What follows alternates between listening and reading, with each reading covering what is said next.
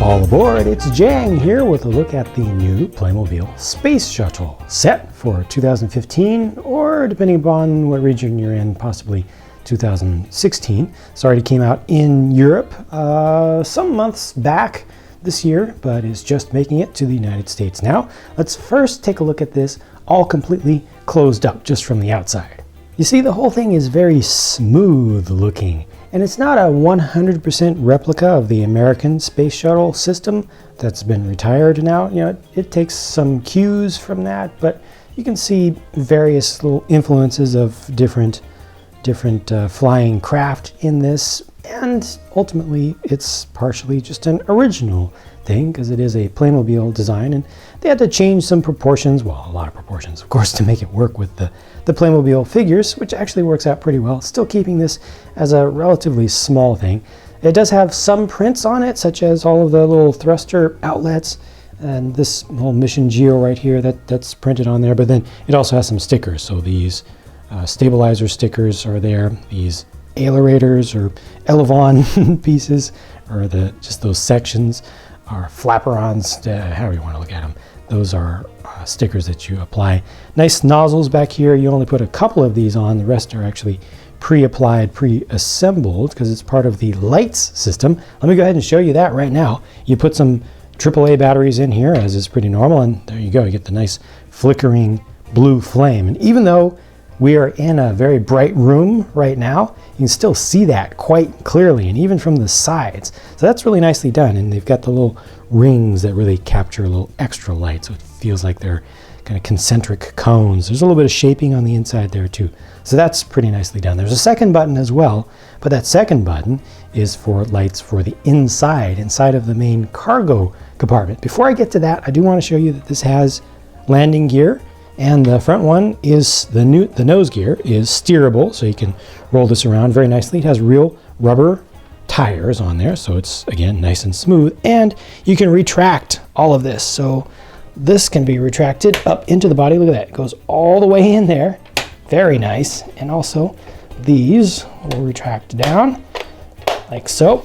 There's your little battery compartment right there. You see the lights are still going. They will eventually turn themselves off, but this is pretty smooth again. From the underside, with those all retracted, looks pretty nicely. And like that, it'll just sit kind of flat on the ground, but that's more of your flight mode. Now, let's get into the inside here.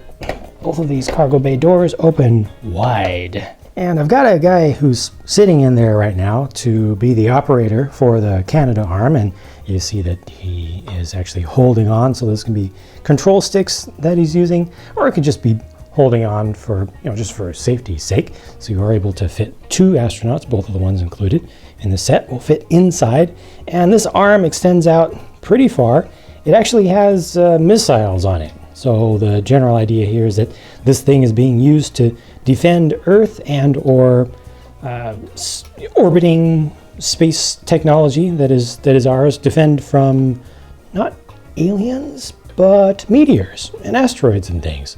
So you don't have to have a bad guy in this case. It can just be shooting down big rocks in space, which I approve of. And these actually shoot. It's got a little trigger on the back. You push that. It's not really spring loaded. It just kind of builds up energy as you push on it, and then it all lets it go as these shoot out. You have to push on there pretty hard. It might be a little bit rough for some younger kids, especially because for stability, you want to hold on to the fronts of these fins right here, and you kind of push into your fingers a little bit like that. But a good idea overall. And like I said, this whole thing is able to extend out. So let me just give you a little more room so you can see just how far this is able to move around. You can angle it all around. You can twist it like so. And you can also just take this off, leave it down here for the moment. I'm going to take this guy out. Don't want to do that. Don't want to take his helmet off. This one is actually a little bit loose. We'll take a closer look at the figures in a minute. But here on the back, you can connect to the guy. So the guy is now tethered, and like I said, it's a little bit rough with this particular one being a little bit loose. He's kind of fallen down a little bit, but that's just able to control him. So he can go on a safe spacewalk like that, and he can move all the way outside of the vehicle. You can turn around, just move this out of the way for the moment. You can turn all the way back here, do a little bit of maintenance. Back here, you can kind of be spun because, you know, there's no gravity, so there's no real up and down per se. You can go all around. So that has a nice range to it. Also, this chair could be removed. If you wanted to use this as an extra vehicular activity base, you know, and actually use it as a vehicle for just traveling around in space safely, because he doesn't have a rocket pack on or a thruster pack on, you could just use this. And you could just imagine this being a thing that has little thrusters in it. You can use that to just go around, like, you know, however you want to do that. Now, for accessing the front section, the entire top of the cockpit just comes off very conveniently. That has a single, very nice sticker in there with all sorts of avionics and switches and things. That's nicely done. And fits a single figure in there with all the gear on perfectly. Nice and secure, holds on with the hands, and also gets a little bit of connection with the feet. And, you know, in order to fit more people into the cockpit, they would have had to make this thing huge.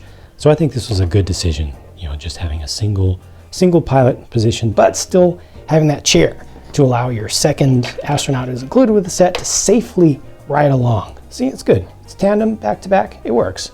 Oh, one more thing I almost forgot to show you that I mentioned earlier is the lighting for the inside of the cargo compartment. That's this button over here. It just turns on a couple of very bright white LED lights, and here the light is not enough to really show up in this very bright area, but if you're not in a super bright studio, that actually shows up pretty well. Yeah, I think it actually works a lot better than you see here. Here's a closer look at the two figures included with the set, and I think they both look very good. I really appreciate the add-on pieces they add to the arms to beef up the appearance of the suits so they don't look too skinny. It's very, very believable in the cutesy, you know, fantasy Playmobil kind of way. Lots of nice detail here in the front. These are nice silicone rubber hoses with a valve up on the top, all part of the rebreather and life support system. I think that looks pretty nice.